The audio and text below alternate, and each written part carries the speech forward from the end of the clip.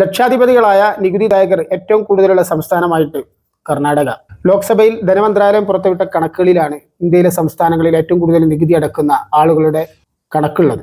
അതിൽ ഇന്ത്യയുടെ silicon Valley എന്നറിയപ്പെടുന്ന ബാംഗ്ലൂരാണ് കർണാടകയെ ഈ നേട്ടത്തിലേക്ക് എത്തിച്ചത്.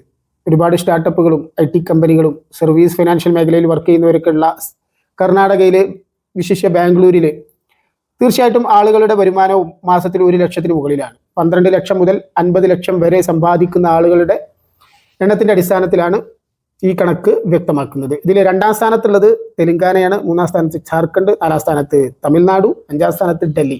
കർണാടകയിൽ 20.6% ആളുകൾ 12 ലക്ഷത്തിനും 50 ലക്ഷത്തിനും ഇടയിൽ സമ്പാദിക്കുമ്പോൾ തെലങ്കാനയിൽ അത് 19.8% ആളുകളാണ്. തമിഴ്നാട്ടിൽ 18.8% ആളുകൾ, ഡൽഹിയിൽ 17.6% ആളുകളാണ് ഈ ഒരു കാറ്റഗറിയിലുള്ളത്.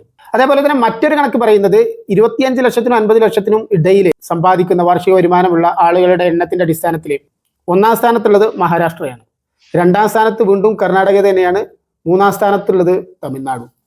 അതിൽ കേരളവും സ്ഥാനം പിടിച്ചിട്ടുണ്ട്. ആദ്യപത്തിൽ കേരളത്തിന്റെ സ്ഥാനം 9ാമത് ആണ്.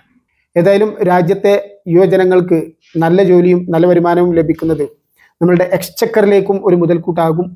കൃത്യമായിട്ട് ഈ റിസോഴ്സുകളെല്ലാം യൂസ് ചെയ്യുകയാണെന്നുണ്ടെങ്കിൽ അതുവഴി തീർച്ചയായിട്ടും ഒരു ഓവറോൾ ഡെവലപ്മെൻറ്റ് നമുക്ക് രാജ്യത്ത് കൊണ്ടുവരാൻ പറ്റും.